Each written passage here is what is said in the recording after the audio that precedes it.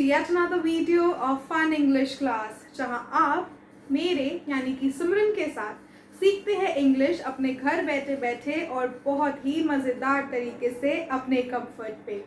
तो इंग्लिश तो आप सीख ही रहे हैं, ये मुझे पता है, क्योंकि आप मेरे चैनल को ज़रूर देखते हैं, मेरी वीडियोस को लाइक करते हैं और इनको अपने दोस्तों के साथ शेयर भी कर रहे हैं ना। अगर नहीं कर रहे तो ज़रूर करिए। और हाँ, टेलीग्राम लिंक जो इस डिस्क्रिप्शन बॉक्स में है उसको ज़रूर ज्वाइन करिए, ताकि इंग्लिश से जुड़ी छोटी मोटी हर खबर आपको सबसे पहले मिल सके और हमारी न्यू वीडियो का अपडेट भी आप सबसे पहले ले सकें। आज की इस वीडियो में मैं बहुत ही खास कुछ मॉडल वर्ब्स की बात करूंगी। आज के इस वीडियो में मैं आपको बताऊंगी could, should और would। इनका इस्तेमाल हम कहाँ, कैसे और कब कर सकते हैं। स्टार्टिंग में तो मुझे भी ऐसा लगता था कि इन तीनों का इस्तेमाल हम कभी भी कैसे भी कर सकते हैं, लेकिन ऐसा नहीं है। ये तीनों वर्ड्स का इस्तेमाल हम अलग अलग सिचुएशंस में ही कर सकते हैं। अगेन, इनको हम एक दूसरे की जगह रखकर नहीं यूज कर सकते। तो आज हम इनका यूजेज और इनका मीनिंग और इनको कैसे अपने सेंटेंसेस में यूज करना है वो सीखेंगे। सीखने से पहले मस्ती वाला काम हम पहले कर लेते हैं। तो आज मैं फिर आपसे एक रिडल पूछूंगी, मुझे बताना आपको इसका आंसर पता है या नहीं। तो मुझे ये बताओ कि what is that one thing which comes twice in a week but once in a year and never in a day। मतलब कि कोई एक ऐसी चीज बताओ जो 2 बार आती है एक हफ्ते में और एक बार ही आती है एक साल में और एक दिन में कभी भी नहीं आती। तो आपको पता है तो मुझे फटाफट कमेंट सेक्शन में कमेंट करके बताओ। तब तक मैं आपको could, would और should कैसे यूज करना है वो सिखा देती हूँ। सो बात करेंगे हम could की। could हमारा can का पास्ट टेंस होता है। मतलब कि अगर मैं ये बोलूं कि I can do it, यानी कि मैं ये चीज कर सकती हूँ, इसका पास्ट टेंस हो जाता है कि I could have done it। मतलब कि मैं ये चीज कर सकती थी। तो वहां पे हम could इस्तेमाल करते हैं। तो ये एक जनरल एग्जाम्पल था। अब मैं आपको बताती हूँ कि could हम किन सिचुएशंस में यूज करते हैं। तो could का यूज हम तब करते हैं जब हमें कोई चीज पास्ट टेंस में समझानी हो। नॉर्मली could का इस्तेमाल हम तब करते हैं कि जो चीज हम अब नहीं कर सकते लेकिन हम पहले कर सकते थे। ठीक है, जैसे कि I can run a mile in 10 minutes। मतलब कि आज भी मैं 1 माइल का भागम भाग मैं 10 मिनट में कर सकती हूँ। oh, no! लेकिन अगर मैं ये चीज अब नहीं कर सकती और पहले करती थी, तब मैं could का इस्तेमाल करूंगी। यानी कि I could run a mile in 10 minutes when I was 12 years old। मतलब कि जब पहले मैं 12 साल की थी तब मैं 1 माइल 10 मिनट में भाग सकती थी। तो could का इस्तेमाल हम तभी करेंगे जब हम कोई चीज पहले कर सकते थे लेकिन अब उसे नहीं कर सकते। जैसे कि till last year I could type a letter in 10 minutes। लेकिन अब मैं शायद वो नहीं कर सकती, शायद मेरी अब वो स्पीड नहीं है। तो उसको अगर मुझे could के साथ यानी कि अपने पास्ट टेंस में बताना होता तो मैं उसको कैसे बताती? मैं कहती कि I could type a letter within 10 minutes last year। अब मैं बात करूंगी पॉसिबिलिटीज की। यानी कि अगर किसी चीज के होने की पॉसिबिलिटी है या फिर किसी चीज की होने की संभावना है, तब मैं could का इस्तेमाल करती हूँ और would और should का नहीं। वो कैसे? जैसे कि it could rain today। मतलब कि एक संभावना है कि शायद बारिश हो सकती है। Oh no!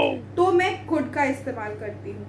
अब यहाँ पर अगर आप would का इस्तेमाल करते कि it would rain today, would mean कि रेन होगी, लेकिन आपको नहीं पता कि होगी या नहीं, आप संभावना की बात कर रहे हैं। देखिए, अगर could और would का यूज अलग अलग है और अगर उनको हमने एक दूसरे की जगह पे रख दिया तो हमारी बात का मतलब चेंज हो जाता है। Oh no! तो अगर मुझे ये बताना है कि किसी चीज की होने की संभावना है तो मैं could का इस्तेमाल करती हूँ। जैसे I could score good marks if I had studied properly, मतलब कि मैं अच्छे नंबर स्कोर कर सकती थी, इस चीज़ की संभावना थी कि मैं अच्छे नंबर स्कोर कर सकती थी अगर मैं पढ़ लेती, पर मैं शायद नहीं पढ़ी। तो यहाँ पे हम पॉसिबिलिटीज का जिक्र करते हैं, तो यहाँ पे वुड का यूज हम नहीं करेंगे। कुड का यूज हम तब भी करते हैं जब हमें किसी से पोलाइट जेस्चर्स में बात करनी है।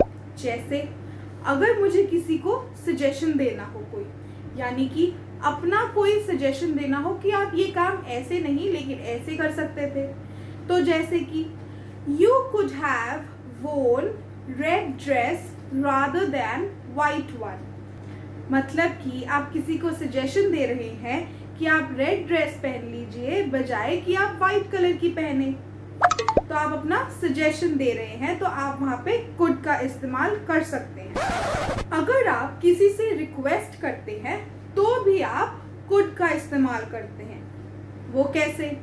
वो कुछ ऐसे कि could you please get me a glass of water, मतलब कि क्या आप मेरे लिए एक ग्लास पानी ला सकते हैं। Could you please open the door for me, क्या आप मेरे लिए दरवाज़ा खोल सकते हैं।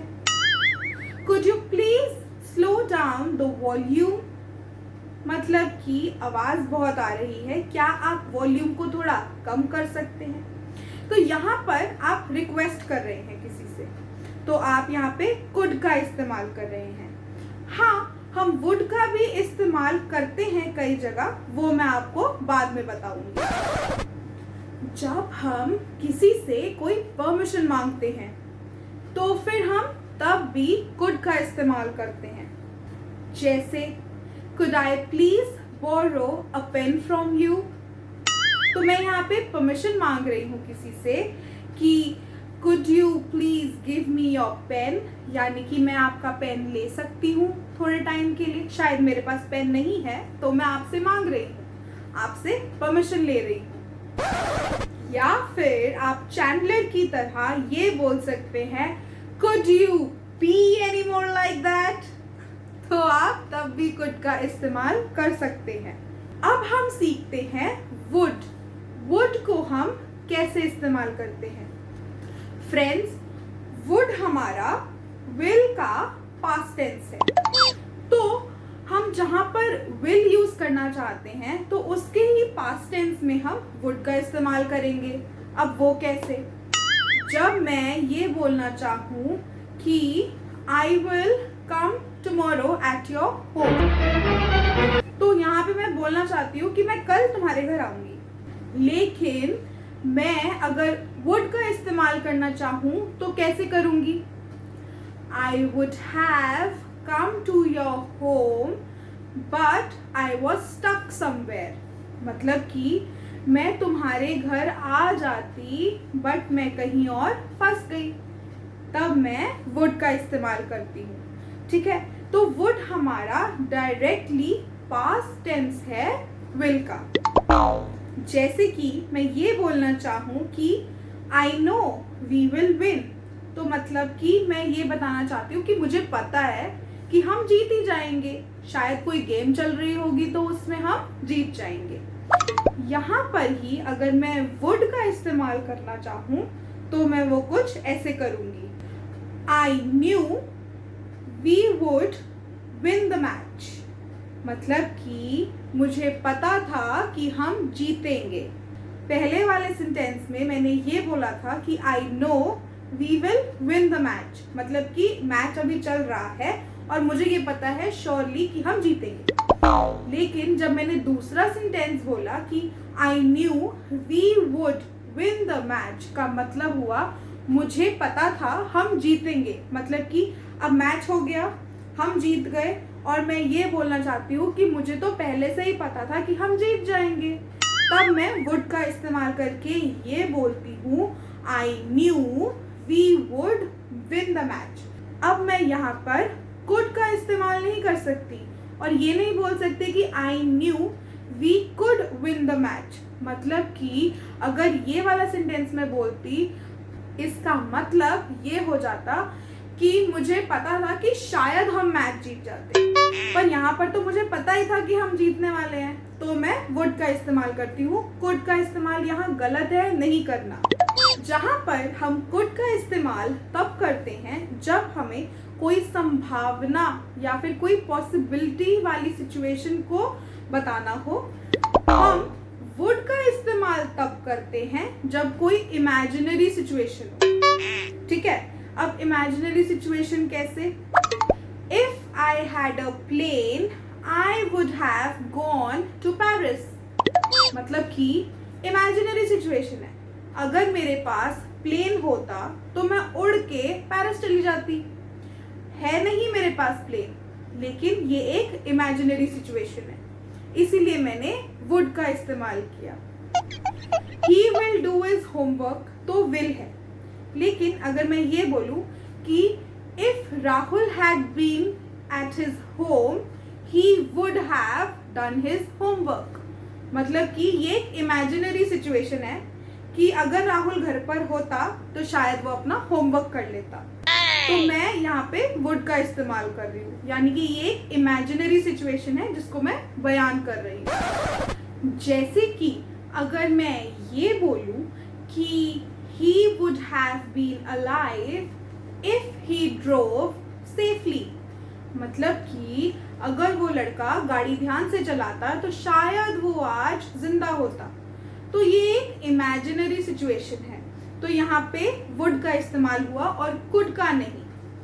अब हम बात करेंगे जो हमारे पोलाइट जेस्चर्स हैं, हम वहाँ पे भी वुड का इस्तेमाल करते हैं। जैसे कि हमें किसी को अगर क्वेश्चन पूछना होता है, would you like some tea, क्या आप चाय लेंगे, तो मैं वुड का इस्तेमाल करूँगी। या फिर would you prefer some coffee और जूस, यानी कि आप क्या प्रेफर करोगे, कॉफी या फिर जूस, तो तब आप वुड का इस्तेमाल कर सकते हैं। सो बेसिकली जब आप किसी को कोई ऑफर बना रहे हो, जैसे कि would you like to have a dosa और सम इडलीज, मतलब कि यू मेकिंग एन ऑफर, आप किसी को ऑफर कर रहे हो कि या तो आप डोसा खा लो या फिर आप इडली खा लो। ठीक है, अगर आप अपना ओपिनियन शेयर करते हो तब भी आप वुड का इस्तेमाल करते हो।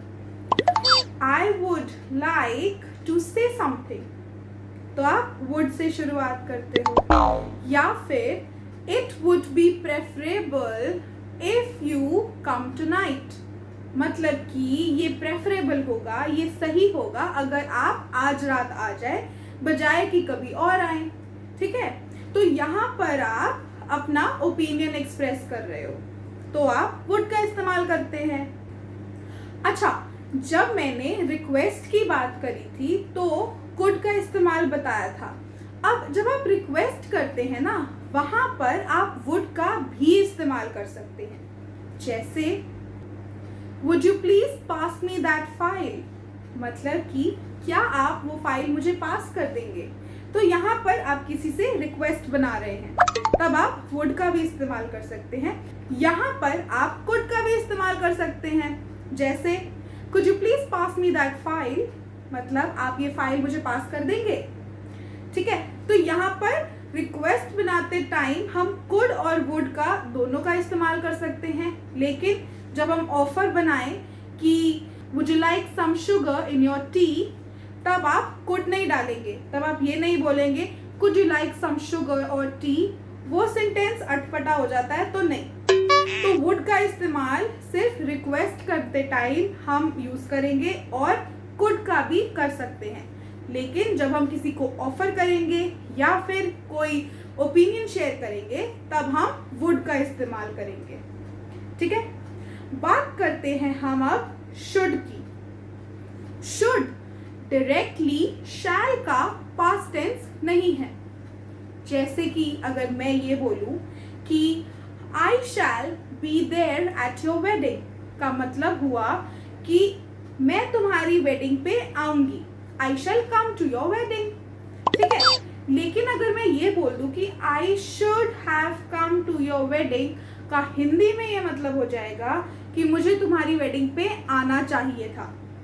इसका मतलब अगर मैं शैल का इस्तेमाल करती हूँ इंग्लिश में, उसका मतलब ये हो जाता है कि मैं ये काम करूंगा, आई शैल डू इट। ठीक है, लेकिन अगर हम शैल और शुड को पास्ट और प्रेजेंट का लेके चलें और ये बोले आई शुड कम, का मतलब ये होगा कि मुझे शायद आना चाहिए था। तो इसीलिए जो शुड है वो शैल का डायरेक्ट पास्ट टेंस नहीं है। अब मैं आपको बताती हूँ कि शुड का इस्तेमाल हम कैसे कर सकते हैं। जैसे कि अगर हमें कोई एक सजेशन बनाना है तो हम शुड का इस्तेमाल करेंगे। जैसे you should eat curd for lunch, मतलब कि आपको लंच में दही खाना चाहिए। तो यहाँ पर आप सजेशन बना रहे हैं। अब अगर यहाँ पर आप वुड को ले आए और वुड को इस्तेमाल करें, जैसे आप बोल दें would you eat curd for lunch, तो ये क्वेश्चन मार्क में बदल जाता है और ये एक ऑफर हो जाता है कि आप खाना चाहेंगे।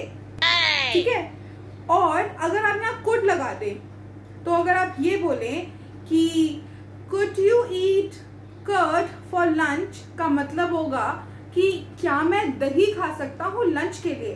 तो जब हम इन तीनों वर्ड्स को एक सेम टाइप के सेंटेंस में यूज करते हैं तो देखिए कैसे मतलब बदल जाता है। ठीक है, अब मैं बात करती हूँ अगर मुझे कोई ओपिनियन बनाना होता है तो वो कैसे, कि you should come to Rahul's birthday party, मतलब कि आपको राहुल की बर्थडे पार्टी पे आना चाहिए। ठीक है, तो ये मेरा ओपिनियन है। या फिर you should try black dress, it will suit you, मतलब कि आप वो ब्लैक वाली ड्रेस पहनिए, वो आप पे ज्यादा सुंदर लगेगी। तो जब हमें कोई सजेशन या कोई ओपिनियन बनाना होता है तभी हम शुड का इस्तेमाल करते हैं। तो आपको ये वीडियो कैसा लगा मुझे कमेंट सेक्शन में जरूर बताइए। अब मैं बात करती हूँ अपने रिडल की।